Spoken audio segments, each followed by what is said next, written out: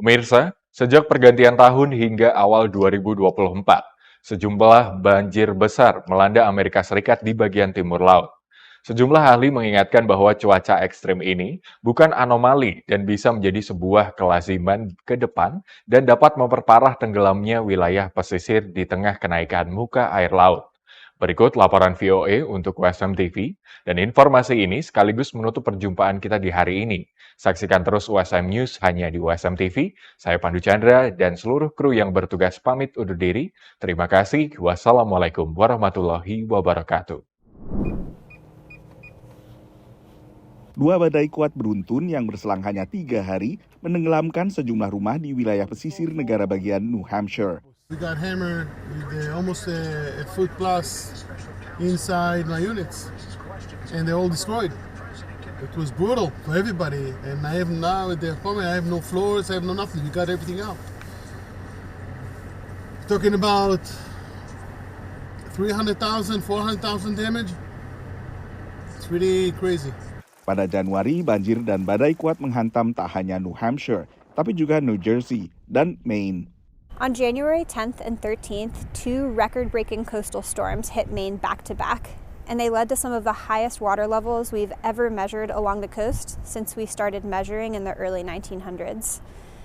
And this sort of thing, extreme coastal flooding events, has been happening more frequently throughout the globe, and that's because sea level is rising. Gulf of Maine Research Institute adalah lembaga riset yang meneliti dampak perubahan iklim pada komunitas-komunitas pesisir di negara bagian yang warganya sangat bergantung pada wisata laut dan perikanan ini. Looking into the future, we're expecting sea level to start rising faster. So Maine, for example, has committed to managing 1.5 feet of sea level rise in 2050 and 4 feet in 2100. And those numbers are large compared to the 7.5 inches we've already seen and have already been challenged by dealing with the impacts of that 7.5 inches. Mitigasi harus dilakukan di sepanjang timur laut Amerika Serikat, apalagi karena menghangatnya suhu air laut bisa juga meningkatkan risiko terjadinya badai kuat. I'm very concerned because it will 100% happen again.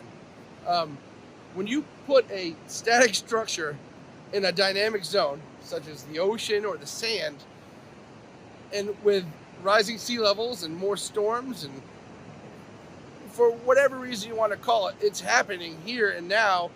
And if we don't come up with a plan to what we're going to do with pieces of property like that, it's going to cause problems up and down the eastern seaboard.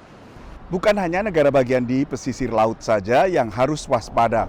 Vermont misalnya, yang juga berada di kawasan New England di timur laut Amerika Serikat, juga harus waspada. Negara bagian ini termasuk landlocked alias berbatasan hanya dengan daratan, dengan Kanada di utara lalu dikelilingi oleh negara bagian New York, New Hampshire, dan Massachusetts. Tapi pada 2011, Vermont dilanda banjir bandang bawaan dari badai Irene, menyebabkan kerusakan hingga sekitar $750 juta.